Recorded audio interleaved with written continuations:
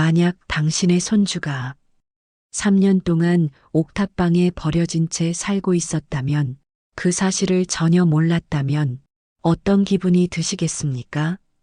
오늘 이야기의 주인공 윤태석, 68세 전직 미술관장입니다.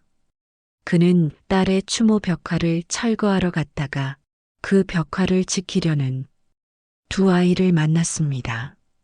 제발 지우지 마세요. 여기 우리 엄마 얼굴이에요. 8살 소녀 지안과 6살 소년. 지호, 그들은 벽화에 그려진 여자를 엄마라고 불렀습니다. 그 순간 회장은 깨달았습니다. 저 아이들의 얼굴에서 3년 전 세상을 떠난 딸의 모습을 보았으니까요. 전직 미술관장 품격과 체면을 중시하며 딸의 불안정한 예술가 삶을 강하게 반대했던 아버지, 딸에게 안정된 직장을 강요하다 결국 사이가 틀어진 채 헤어졌던 남자. 그런 그가 알지 못했던 진실. 딸에게는 두 아이가 있었고 혼자 키우며 벽화를 그리다 사고로 세상을 떠났다는 것. 그리고 그 아이들이 3년 동안 옥탑방에 방치된 채 엄마가 돌아올 거야라고 믿으며 기다렸다는 것. 더 충격적인 건 딸이 남긴 디지털 노트였습니다. 태블릿 속 영상에서 딸은 말했습니다. 아빠, 언젠가 이 아이들 손잡고 미술관에 가서 이분이 너희 외할아버지야 라고 소개할 날이 올까요? 그리고 마지막 문장, 아빠, 사랑은 죄가 아니에요. 권위적인 아버지가 속죄하는 외할아버지로 변해가는 과정. 상처받은 아이들이 다시 웃음을 되찾는 기적. 그리고 법정에서 벌어진 양육권 전쟁. 과연 이 외할아버지는 손주들을 되찾을 수 있을까요? 아이들은 다시 가족의 온기를 느낄 수 있을까요? 눈물 없이는 들을 수 없는 이 이야기, 지금 바로 시작합니다. 끝까지 함께 해주세요. 좋아요, 구독, 댓글 감사합니다. 가을이 깊어가는 어느 날이었습니다. 소도시의 한 시립미술관. 한때는 이 지역의 문화 랜드마크였지만 예산 문제로 결국 폐관이 결정되었습니다. 건물은 재개발될 예정이었고 미술관의 모든 것이 사라질 운명이었습니다. 윤태석, 68살. 이 미술관의 초대 관장이었습니다. 지금은 은퇴해서 가끔 자문만 맡고 있었지만 한때는 이곳의 모든 것을 관리하던 사람이었습니다. 평생을 품격과 체면을 중시하며 살아온 사람이었습니다. 문화인답게 살아야 한다는 것이 그의 신조였습니다. 그에게는 딸이 한 명 있었습니다. 한소유. 하지만 3년 전 딸은 세상을 떠났습니다. 그것도 너무나 허망하게. 공사 현장에서 벽화를 그리다가 발판이 무너져 추락사했습니다. 태석은 딸과 사이가 좋지 않았습니다. 아니, 솔직히 말하면 거의 연을 끊은 상태였습니다. 이유는 간단했습니다. 딸이 그의 기대를 저버렸기 때문이었습니다. 소유는 대학을 졸업하고 공무원이나 안정된 직장에 취직하길 바랐지만 딸은 프리랜서 일러스트레이터가 되었습니다. 거리 벽화를 그리고 학교 담벼락에 그림을 그리는 일을 택했습니다. 태석은 이해할 수 없었습니다. 왜 그렇게 불안정한 삶을 선택하느냐고 따졌고 결국 둘은 말다툼 끝에 헤어졌습니다. 그 이후 몇 년 동안 태석과 소유는 거의 연락하지 않았습니다. 가끔 명절에 전화가 올 뿐이었고 그마저도 어색했습니다. 그러던 어느 날 소유가 죽었다는 소식을 들었습니다. 장례식장에서 딸의 얼굴을 보았을 때 태석은 무너졌습니다. 하지만 눈물을 보일 수는 없었습니다. 체면 때문이었습니다. 장례를 치르고 태석은 미술관 뒤편 작은 야외 벽에 딸을 위한 추모 벽화를 허락했습니다. 소유의 동료 작가들이 그렸습니다. 벽화 중앙에는 소유의 얼굴이 그려져 있었고 주변에는 꽃과 나비들이 날아다녔습니다. 이게 내가 딸에게 해줄 수 있는 마지막이겠지. 태석은 그렇게 생각했습니다. 하지만 3년이 지났습니다. 미술관은 폐관되었고 재개발이 시작되었습니다. 시청에서 연락이 왔습니다. 건물 철거와 함께 벽화도 정리해야 합니다. 태석은 망설였습니다. 하지만 결국 고개를 끄덕였습니다. 그래. 이젠 나도 보내줘야지. 그림이 남아있다고 아이가 돌아오는 것도 아니니까. 오늘이 그날이었습니다. 태석은 검은 정장을 입고 미술관으로 향했습니다. 벽화 앞에는 이미 크레인과 도색 작업자들이 대기 중이었습니다. 작업자 한 명이 물었습니다. 시작해도 되겠습니까? 태석은 한 번 더 벽화를 바라보았습니다. 딸의 얼굴이 그려진 벽화.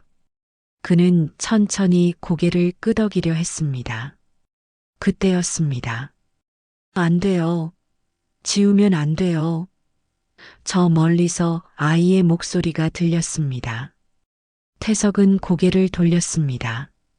한 소녀가 미친 듯이 달려오고 있었습니다. 초등학교 23학년쯤 되어 보이는 아이였습니다. 그 뒤를 헐떡이며 쫓아오는 더 어린 남자아이도 있었습니다. 소녀는 숨을 고를 틈도 없이 벽화 앞으로 달려와 벽화 한가운데 그려진 여자 얼굴을 두 팔로 안고 울부짖었습니다.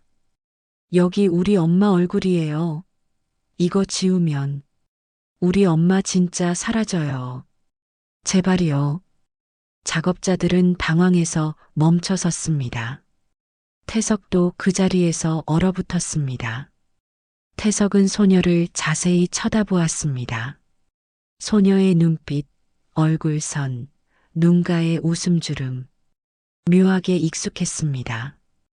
그리고 그는 깨달았습니다. 저 아이의 얼굴에서 딸 소유의 젊은 시절 모습이 보였습니다. 그럼 이 벽화가 너희 엄마냐? 태석은 떨리는 목소리로 물었습니다. 소년이 울먹이며 대답했습니다. 네.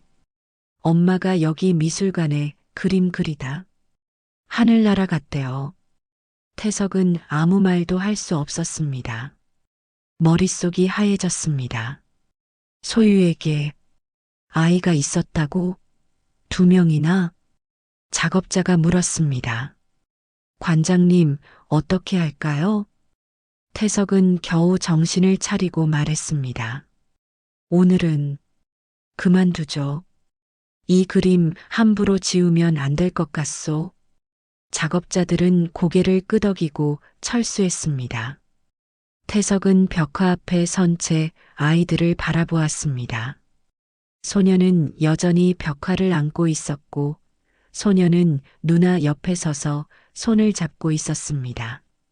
너희들 이름이 뭐니? 태석은 조심스럽게 물었습니다. 소녀가 대답했습니다. 저는 지안이에요. 한지안. 이건 제 동생 지호예요. 한지안, 한지호. 태석은 그 이름들을 되뇌었습니다. 안씨, 소유의 성이었습니다. 너희, 아빠는? 지아는 고개를 숙였습니다. 몰라요. 엄마가 우리 혼자 키웠대요. 태석의 가슴이 철렁 내려앉았습니다. 소유가 혼자서 아이 둘을 키웠다고? 그것도 자신에게 한마디 말도 없이? 너희, 지금 어디서 사니? 쉼터요. 아이 쉼터. 지호가 작은 목소리로 대답했습니다. 쉼터? 태석은 당황했습니다. 보호자는? 없어요. 엄마 친구 이모가 우릴 데려가 준다더니 다시 우리만 집에 두고 가버렸어요. 그 뒤로 안 왔어요. 지안의 목소리는 담담했습니다. 너무 담담해서 오히려 마음이 아팠습니다. 태석은 더 이상 질문할 수 없었습니다. 아이들은 벽화를 한 번 더 쓰다듬고 천천히 자리를 떠났습니다. 태석은 그 뒷모습을 멍하니 바라보았습니다. 집으로 돌아온 태석은 밤새 잠을 이루지 못했습니다. 머릿속은 온통 아이들 생각뿐이었습니다. 저 아이들이 정말 소유의 아이들일까? 만약 그렇다면 왜 나는 몰랐을까? 다음 날 아침 태석은 결심했습니다. 진실을 알아야 했습니다. 그는 미술관 근처 카페를 찾아갔습니다. 장미경의 작은 카페라는 간판이 걸려 있었습니다. 장미경, 소유가 생전에 자주 들렀던 카페 사장이었습니다. 카페 문을 열고 들어가자 미경이 반갑게 인사했습니다. 어머, 윤 관장님. 오랜만이세요. 네, 미경 씨. 잠깐 얘기 좀 할 수 있을까요? 둘은 카페 구석 자리에 앉았습니다. 태석은 조심스럽게 물었습니다. 어제 벽화 앞에서 소란을 피운 아이들. 혹시 누구인지 아세요? 미경의 표정이 어두워졌습니다. 아, 지안이랑 지호 말씀이시군요. 그 아이들, 소유랑 관계가 있나요? 미경은 잠시 망설이다가 입을 열었습니다. 관장님, 사실은요. 그리고 미경은 모든 것을 말해 주었습니다. 소유가 카페에서 아르바이트를 했던 것, 자주 데리고 오던 아이 둘, 지안과 지호. 아빠는 지방 공연관 배우라고 둘러댔지만 실제로는 소유가 혼자 키우던 아이들이었다는 것. 소유가 공사 현장 벽화 작업 중 발판 붕괴 사고로 죽었을 때 아이들은 아무 보호자도 없이 옥탑방에 남겨졌다는 것. 그때 미경과 동네 이웃들이 아니었으면 아이들이 큰일 날 뻔했다는 것. 그때부터 아이들은 임시보호아동으로 등록되어 쉼터에서 지내고 있어요. 친척? 보호자? 그런 사람 한 번도 안 나타났습니다. 관장님도 소유 씨가 아이들 이야기 한 적 없으시죠? 태석은 고개를 저었습니다. 없었어요. 나는 전혀 몰랐어요. 그럴 줄 알았어요. 소유 씨가 관장님한테 말하기 힘들어 했거든요. 아버지가 자기 인생을 인정하지 않는다고, 아이들도 싫어하실 거라고. 태석의 눈시울이 붉어졌습니다. 내가 그렇게 만들었구나. 미경은 조용히 고개를 끄덕였습니다. 소유 씨는 정말 좋은 엄마였어요. 힘들어도 아이들 앞에서는 항상 웃었어요. 그림 그리는 게 힘들어도 엄마는 꿈을 포기하지 않는 사람이야 라고 아이들한테 말했어요. 소유가 살던 집이 어딘가요? 옥탑방이요. 여기서 멀지 않아요. 지금은 월세가 밀려서 관리인이 정리 중이에요. 태석은 주소를 받아 적고 카페를 나왔습니다. 가슴이 답답했습니다. 딸이 그렇게 힘들게 살고 있었는데 자신은 전혀 몰랐습니다.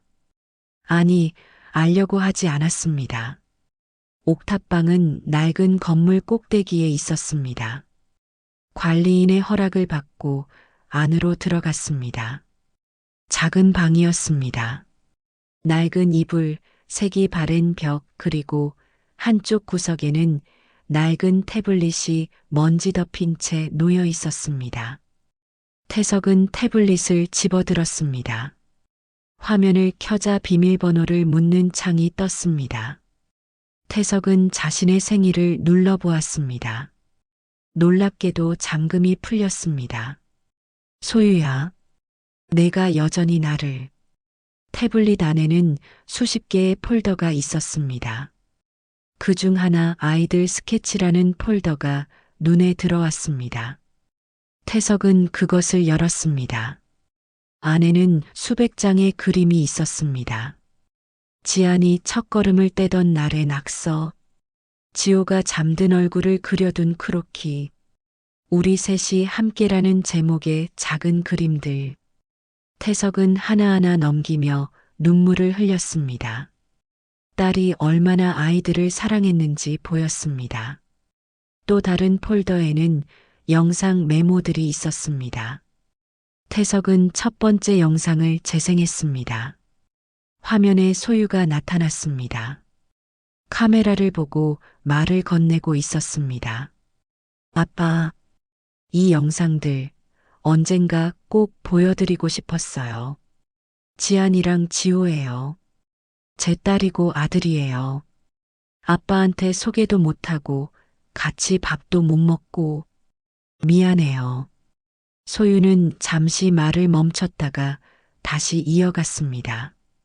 제가 끝까지 고집을 꺾지 않았던 탓에 아빠가 사랑하던 단정한 딸은 많이 망가졌죠. 공무원도 안 되고 안정된 직장도 안 다니고 결혼도 제대로 안 하고 그래도 이 아이들 앞에서는 단 한 번도 부끄러운 엄마가 되고 싶지 않았어요. 태석은 화면을 뚫어지게 쳐다보았습니다. 영상은 계속되었습니다. 아빠 사랑은 실패가 아니에요. 제가 겨우 붙잡고 있는 마지막 용기예요. 언젠가 이 아이들 손잡고 미술관에 가서 이 사람이 너희 외할아버지야라고 소개할 날이 올까요? 영상이 끝났습니다. 태석은 태블릿을 들고 한참 동안 말을 잇지 못했습니다. 눈물이 화면 위로 떨어졌습니다. 소유야, 미안하다. 아빠가 미안하다. 태석은 빈 옥탑방에서 혼자 울었습니다. 2막 마이너스 속죄와 선택. 다음 날 태석은 미경에게 연락했습니다. 아이들이 있는 쉼터 주소 좀 알려주실 수 있나요? 미경은 주소를 알려주며 말했습니다. 관장님, 아이들한테 잘해주세요. 저 아이들 정말 많이 다쳤어요. 태석은 고개를 끄덕이고 쉼터로 향했습니다. 아이 쉼터 푸른 집이라는 간판이 걸려 있었습니다. 낡은 2층 건물이었습니다. 현관문을 열고 들어가자 직원이 나와 맞아주었습니다. 어떻게 오셨습니까? 저는 한지안, 한지호 남매를 보러 왔습니다. 저는 아이들의 외할아버지입니다. 직원은 놀란 표정을 지었습니다. 외할아버지라고요? 3년 동안 보호자 연락이 전혀 없었는데. 죄송합니다. 저도 최근에야 알았습니다. 직원은 한숨을 쉬며 말했습니다. 그 아이들 참 안쓰럽습니다. 다른 아이들하고도 잘 안 어울리고 둘이서만 붙어 다니고 특히 지안이가 동생 지키느라 너무 일찍 어른이 됐어요. 아이들 만나볼 수 있을까요? 네, 2층 놀이방에 있을 거예요. 태석은 계단을 올라 놀이방으로 갔습니다. 그곳에는 여러 아이들이 놀고 있었습니다. 하지만 지안과 지호는 구석에 앉아 둘이서만 책을 보고 있었습니다. 지안아, 지호야. 태석이 불렀습니다. 지안은 고개를 들었습니다. 태석을 보자 얼굴이 굳었습니다. 벽화에 왔던 할아버지. 안녕. 다시 왔어.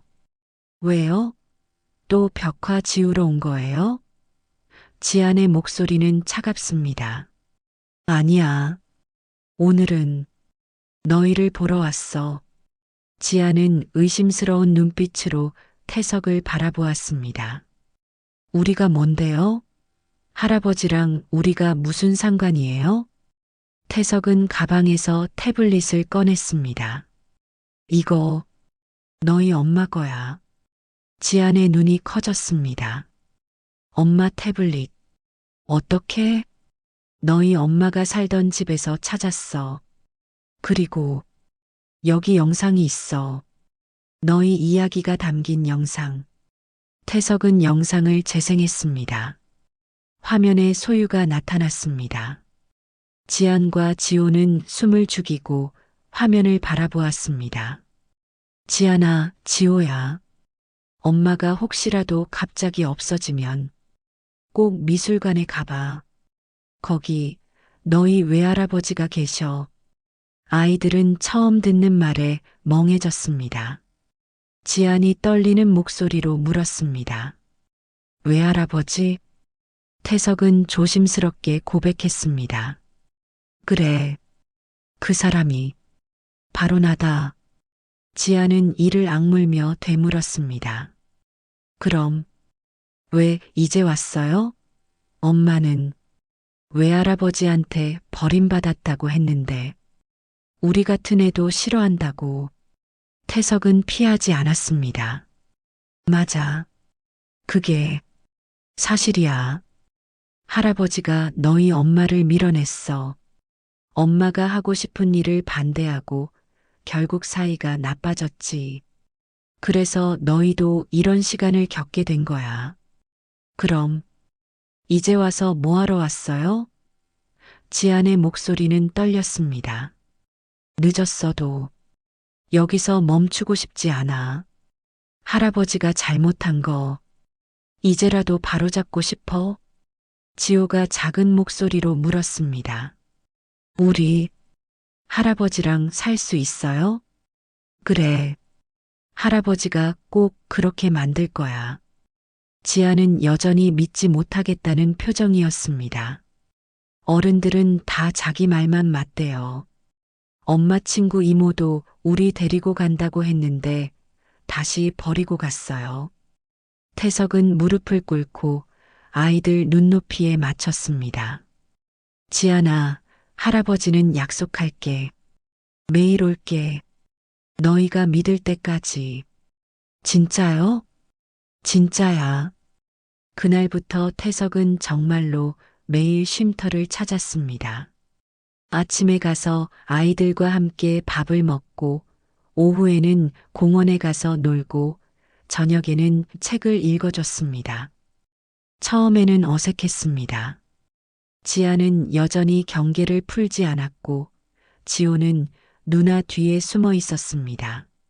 하지만 시간이 지나며 조금씩 변화가 생겼습니다. 어느 날 태석이 쉼터에 들어서자 지호가 먼저 달려왔습니다. 할아버지, 태석은 놀라 지호를 안아 올렸습니다. 우리 지호 오늘은 먼저 왔네? 네. 할아버지 오늘도 온다고 했잖아요. 그럼 할아버지가 약속했으니까. 지안도 천천히 다가왔습니다. 여전히 조심스러운 표정이었지만 예전보다는 부드러워졌습니다. 지안아, 오늘은 뭐 하고 싶어? 그림 그리고 싶어요. 그래, 좋아. 할아버지가 크레파스 사왔어. 세 사람은 놀이방에 앉아 함께 그림을 그렸습니다. 지아는 엄마를 그렸습니다. 지호는 할아버지를 그렸습니다. 태석은 그 모습을 보며 가슴이 뭉클했습니다. 한 달쯤 지났을 때였습니다. 쉼터 직원이 태석에게 말했습니다. 관장님, 아이들이 많이 밝아졌어요. 특히 지안이가. 예전에는 항상 불안해하고 동생만 챙겼는데 이제는 웃기도 하고 다른 아이들이랑도 놀아요. 정말입니까? 네. 다 관장님 덕분이에요. 태석은 미소를 지었습니다. 하지만 그는 알고 있었습니다. 아직 갈 길이 멀다는 것을, 법적으로 아이들의 보호자가 되어야 한다는 것을, 그때였습니다. 쉼터로 한 통의 전화가 걸려왔습니다. 직원이 당황한 표정으로 태석에게 말했습니다. 관장님, 큰일 났어요. 백미나라는 분이 연락 왔는데 자기가 아이들의 법적 보호자라고 주장하고 있어요. 백미나? 태석은 그 이름을 처음 들었습니다. 네. 소유 씨의 전 연인이자 프로젝트 매니저였던 사람이래요. 3년 전에 아이들을 잠깐 데려갔다가 다시 옥탑방에 놓고 간 사람이요. 태석의 얼굴이 굳었습니다. 그 사람이 지금 뭐라고 하는데요? 자기가 소유 씨의 전속 계약자이고 아이들의 법적 보호자라고 주장해요. 그리고 아이들을 데려가겠대요. 안 돼. 태석은 소리쳤습니다. 그 사람은 아이들을 버린 사람이에요. 알아요. 그래서 일단 거절했어요. 하지만 변호사를 대동하고 다시 온다고 하더라고요. 태석은 주먹을 쥐었습니다. 왜 이제 와서 나타나는 거지? 미경에게 연락해서 알아본 결과 충격적인 사실이 드러났습니다. 소유가 죽은 직후 백민아는 저작권과 계약 문제를 전부 자기가 처리하겠다며 가져갔습니다. 그리고 아이들을 데려갔다가 옥탑방에 다시 놓고 떠났습니다. 그 이후 3년 동안 소유의 작품은 조용히 정리되는 듯 했습니다. 하지만 최근 23년 사이 소유의 그림이 SNS와 출판 시장에서 재조명되기 시작했습니다. 일러스트 굿즈, 전시 수익이 눈덩이처럼 불어났습니다. 백민아는 그 돈을 노리고 다시 나타난 것이었습니다. 태석은 변호사를 찾아갔습니다. 어떻게 해야 합니까? 변호사는 서류를 검토하며 말했습니다. 아이들의 법적 후견인 및 양육권을 윤 선생님께로 가져오는 건 충분히 가능합니다. 하지만 상대도 만만치 않을 겁니다. 소유 씨 작품의 저작권과 수익을 노릴 테니까요. 그럼 어떻게 해야 하죠? 증거를 모으세요. 백민아가 아이들을 방치한 증거, 쉼터 기록, 주민 증언, 그리고 소유 씨가 남긴 모든 자료. 태석은 고개를 끄덕였습니다. 알겠습니다. 그는 미경, 쉼터 직원, 동네 이웃들을 만나 증언을 받았습니다. 행정복지센터에서 기록을 확인했습니다. 그리고 소유의 태블릿에서 결정적인 증거를 찾았습니다. 소유가 남긴 메모 중 하나에 이렇게 적혀 있었습니다. 미나는 이제 믿을 수 없다. 돈 이야기만 한다. 아이들을 짐이라고 했다. 절대 미나에게 아이들을 맡기지 않겠다. 태석은 이 메모를 복사해서 변호사에게 전달했습니다. 얼마 지나지 않아 백미나 측 로펌에서 소장이 날아왔습니다. 내용은 이랬습니다. 백미나는 고 한소유와 사실혼 관계였으며 소유 사망 이후 장례와 정산을 책임졌다. 따라서 아이들에 대한 법적 보호자 위치와 소유 작품 수익 관리권은 백미나에게 있다.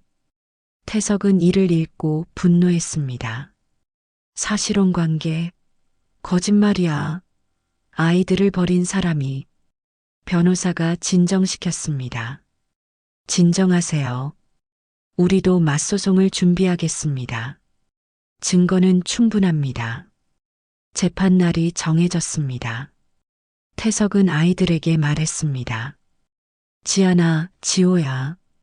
할아버지가 너희를 꼭 지킬 거야. 약속한다. 지호가 물었습니다.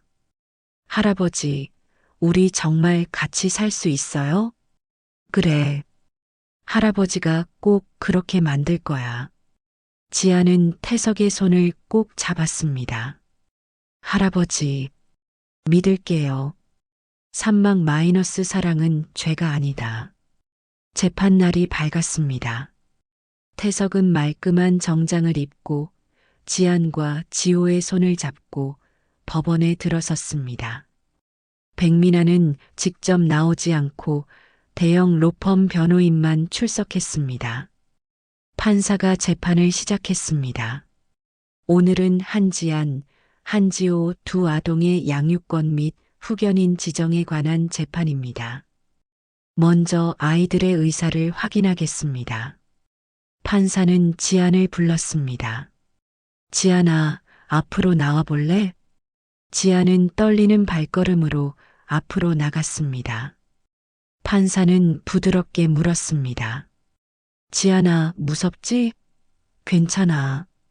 선생님이 몇 가지만 물어볼게. 네. 너는 지금 어디서 살고 있니? 쉼터요. 아이 쉼터 푸른 집이요. 쉼터에는 누가 데려다 줬어? 엄마 친구 이모요. 이름은 백민아대요. 엄마 장례식 때 봤어요. 그 이모가 다시 찾아왔니? 아니요. 한 번도 안 왔어요. 3년 동안. 그동안 외로웠겠구나. 지안의 눈에 눈물이 고였습니다. 네. 엄마가 너무 보고 싶었어요. 동생은 자주 울었어요. 엄마가 왜 안 오냐고. 판사는 고개를 끄덕였습니다. 그럼 지금 누구와 살고 싶니? 지아는 태석을 바라보았습니다. 그리고 결심한 듯 고개를 들었습니다. 외할아버지요. 처음에는 믿지 않았는데 할아버지는 약속을 지켜요. 매일 왔어요. 우리 이야기를 들어줘요. 엄마 이야기도 같이 들어줘요. 할아버지는 우리 버리고 안 가요. 판사는 지호도 불렀습니다. 지호야, 너는 어때? 지호는 작은 목소리로 대답했습니다. 할아버지랑 살고 싶어요. 할아버지는 약속 안 깨요. 매일 와요. 그래서 좋아요. 백민아 측 변호사가 일어섰습니다. 재판장님, 저희 의뢰인 백민아는 고 한소유 씨의 파트너였으며 장례와 정산을 맡았습니다. 경제적 능력도 충분합니다. 판사는 서류를 넘기며 물었습니다. 그런데 3년 동안 아이들을 단 한 번도 찾아오지 않았다는 증언이 있습니다. 이에 대해 어떻게 설명하시겠습니까? 변호사는 당황했습니다. 그것은 불가피한 사정이. 불가피한 사정? 판사는 차갑게 물었습니다. 쉼터 기록에는 백민아 씨가 직접 아이들을 맡기고 떠났다고 나와 있습니다. 그리고 3년 동안 단 한 번도 면회 오지 않았습니다. 이것이 불가피한 사정입니까? 변호사는 대답하지 못했습니다. 태석 측 변호사가 일어섰습니다. 재판장님, 고 한소유 씨가 남긴 태블릿에 결정적인 증거가 있습니다. 변호사는 태블릿을 제출했습니다. 판사는 화면을 확인했습니다. 소유의 메모가 보였습니다. 미나는 이제 믿을 수 없다. 아이들을 짐이라고 했다. 절대 미나에게 아이들을 맡기지 않겠다. 판사는 고개를 끄덕였습니다. 그리고 영상도 있습니다. 영상이 재생되었습니다. 소유가 카메라를 보고 말했습니다. 아빠, 혹시라도 내가 없어지면 아이들을 아빠한테 부탁해요. 미나가 아니라 아빠한테요. 법정이 조용해졌습니다. 판사는 장시간 서류를 검토했습니다. 그리고 말했습니다. 법은 아이들의 최선의 이익을 최우선으로 고려해야 합니다. 판사는 판결을 선고했습니다. 본 재판부는 다음과 같이 판결합니다. 한지안, 한지호 두 아동의 법적 후견인 및 양육권을 윤태석에게 부여합니다. 피고 백민아의 양육권 및 관리인 청구는 기각합니다. 그리고 아동 방임 및 사실상 유기에 대한 별도 조사를 권고합니다. 태석은 자리에서 일어나 아이들을 꼭 끌어안았습니다. 우리 이제 집으로 가자. 이제 진짜 가족이야. 지안과 지호는 울면서 할아버지를 안았습니다. 법정 안에 있던 사람들도 조용히 박수를 쳤습니다. 재판 후 태석은 아이들과 함께 쉼터로 가서 짐을 쌌습니다. 많지 않았습니다. 옷 몇 벌, 낡은 인형, 그리고 소유가 남긴 태블릿과 작은 스케치북. 쉼터 직원과 다른 아이들이 나와 인사했습니다. 지안아, 지호야, 잘 가. 행복하게 살아. 차에 오른 아이들. 태석은 운전하며 물었습니다. 우리 집에 도착하면 뭐 하고 싶어? 밥 먹고 싶어요. 지호가 대답했습니다. 그래, 할아버지가 맛있는 거 많이 준비했어. 집에 도착했습니다. 조용한 단독주택이었습니다. 아이들은 눈이 커졌습니다. 여기가 할아버지 집이에요? 응, 이제 너희 집이기도 해. 태석은 2층으로 아이들을 안내했습니다. 여기가 지안이 방이야. 방문을 열자 연분홍색으로 꾸며진 방이 나타났습니다. 침대, 책상, 옷장, 그리고 그림 도구들이 가득했습니다. 우와! 지아는 입을 다물지 못했습니다. 이게 다 제 거예요? 그래. 마음에 들어? 네. 지아는 방으로 뛰어들어갔습니다. 그리고 여기는 지호 방. 옆방을 열었습니다. 하늘색으로 꾸며진 방에는 자동차 침대와 장난감들이 있었습니다. 할아버지, 지호는 눈물을 흘렸습니다. 왜 우니? 너무 좋아서요. 꿈 같아요. 태석은 지호를 안아 올렸습니다. 꿈이 아니야. 이제부터 매일 이렇게 행복할 거야. 저녁 식사 시간. 큰 식탁에 세 사람이 둘러앉았습니다. 따뜻한 밥, 된장찌개, 불고기, 계란말이. 많이 먹어. 태석이 말했습니다. 아이들은 맛있게 먹었습니다. 오랜만에 따뜻한 가족 밥상이었습니다. 할아버지, 이제 매일 같이 밥 먹어요? 지호가 물었습니다. 그럼 아침, 점심, 저녁 다 같이 먹자. 정말요? 정말이야. 식사를 마치고 태석은 아이들을 거실로 데려갔습니다. 오늘 특별히 보여줄 게 있어.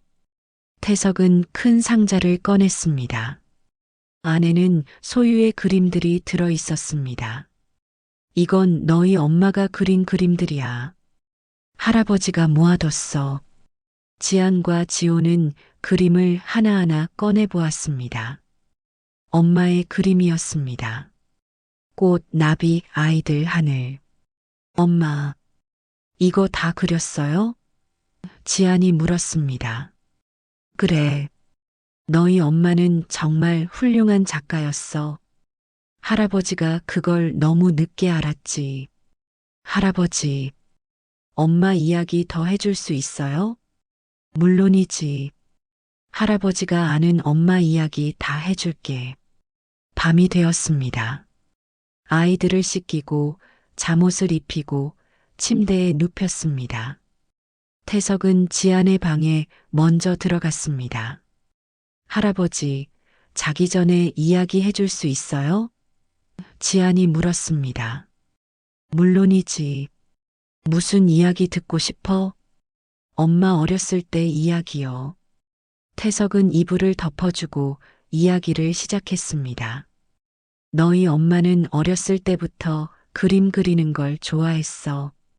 유치원 때는 벽에 크레파스로 그림 그려서 할아버지가 혼낸 적도 있지. 지아는 웃으며 들었습니다. 태석은 계속 이야기했습니다. 소유의 어린 시절, 학창 시절, 꿈을 향해 나아가던 모습들. 할아버지, 응? 할아버지는 정말 우리 안 버려요? 태석의 가슴이 먹먹해졌습니다. 절대 안 버려. 할아버지가 평생 지켜줄게. 약속이야. 정말 약속이에요? 정말 약속이야. 태석은 지안의 이마에 키스했습니다. 이제 자자. 네. 잘 자요, 할아버지. 사랑해요. 태석은 눈물이 핑 돌았습니다. 할아버지도 사랑해, 지안아. 지호의 방으로 갔습니다. 지호는 이미 잠들어 있었습니다. 태석은 이불을 덮어주고 머리를 쓰다듬었습니다. 잘 자, 지호야. 방을 나와 복도를 걷는데 문득 한방 앞에 섰습니다. 소유의 방이었습니다. 태석은 문을 열었습니다. 방은 그대로였습니다. 소유가 떠난 그날 그대로. 책상, 침대, 그리고 벽에 붙은 그림들. 태석은 책상 위에 놓인 액자를 집어들었습니다. 소유의 사진이었습니다. 웃고 있는 모습이었습니다. 소유야. 태석은 사진을 쓰다듬었습니다. 내가 그렇게 보여주고 싶어 하던 외할아버지가 이제야 조금은 제대로 나왔구나. 많이 늦었지? 그래도 내 아이들 잘 키워볼게. 이번만큼은 내 체면이 아니라 너희 셋의 행복을 위해서. 눈물이 흘러내렸습니다. 며칠 후 태석은 아이들과 함께 미술관 뒤편 벽화 앞으로 갔습니다. 벽화는 여전히 그 자리에 있었습니다. 하지만 예전처럼 철거 대상이 아니라 시와 주민합의 끝에 기념 벽화로 지정되었습니다. 할아버지, 이거 우리 엄마 얼굴 맞죠? 지안이 물었습니다. 응. 그리고 이제 너희 엄마가 남긴 길이기도 해. 엄마는 이렇게 그림으로 사람들에게 기쁨을 줬어. 엄마 대단하다. 그래. 너희 엄마는 정말 대단한 사람이었어. 세 사람은 벽화 앞에서 사진을 찍었습니다. 지안과 지호가 태석의 양쪽에 서서 손을 잡았습니다. 카메라 셔터가 눌렸습니다. 언젠가 크면 이 사진을 다시 볼 날이 올 거야. 그때 너희는 우리에게는 사랑하는 할아버지가 있었구나라고 생각할 거야. 집으로 돌아와 태석은 서재로 갔습니다. 소유의 태블릿을 꺼내 영상 노트 마지막 부분을 다시 재생했습니다. 아빠, 혹시 이 영상을 보고 계신다면 너무 늦지 않았다고 말해주세요. 사랑은 죄가 아니라고. 태석은 화면을 바라보며 조용히 대답했습니다. 그래, 소유야. 사랑은 죄가 아니었어. 내가 그걸 너무 늦게 배웠구나. 남은 생은 그 사실을 잊지 않고 내 아이들과 함께 살아볼게. 약속한다. 아이들 방에서는 작은 숨소리가 고르게 들려왔습니다. 예전엔 정적만 가득하던 집에 이제는 두 아이의 숨소리, 웃음소리, 발소리가 채워질 것입니다. 윤태석은 불을 끄고 복도를 걸으며 생각했습니다. 이제야 내 인생이 진짜로 시작됐는지도 모르겠다. 창밖으로 달빛이 스며들었습니다. 조용하고 평화로운 밤이었습니다. 사랑은 죄가 아니다. 그 한 문장이 이제는 딸의 말이 아니라 아버지의 다짐이 되어 조용히 집안을 채우고 있었습니다. 다음 날 아침, 식탁에 세 사람이 둘러앉았습니다. 따뜻한 아침 햇살이 창문으로 쏟아져 들어왔습니다. 할아버지, 오늘 학교 가요. 지호가 환하게 웃었습니다. 그래, 우리 지호 오늘 첫 등교일이지. 떨려요. 괜찮아. 할아버지가 데려다 줄게. 지안도 웃으며 말했습니다. 저도 학교 가는 거 좋아요. 이제 친구들한테 할아버지 이야기 할 수 있어요. 태석은 아이들을 바라보며 미소 지었습니다. 이것이 가족이었습니다. 아침을 함께 먹고 학교에 데려다 주고 저녁에 함께 이야기 나누는 것. 체면도 품격도 중요하지 않았습니다. 가장 중요한 건 사랑이었습니다. 윤태석은 이제 알았습니다. 인생에서 가장 소중한 것이 무엇인지, 그리고 그것을 지키기 위해 무엇을 해야 하는지. 사랑은 죄가 아니었습니다. 사랑은 구원이었습니다. 사랑은 새로운 시작이었습니다. 그리고 이 가족의 이야기는 이제 막 시작되었습니다. 오늘 이야기 어떠셨나요? 이야기 들어주신 모든 분들 매일매일 건강하고 재물은 넘치는 날들 되세요. 이들에게 전하고 싶은 말씀들을 댓글로 편하게 나눠주세요. 감동 이야기 듣고 계신 지역을 댓글로 남겨주셔도 감사한 마음으로 인사드리겠습니다. 좋아요, 구독 눌러주시면 저에게 힘이 되어 감동 사연 더 빠르게 전해드리겠습니다. 감사합니다.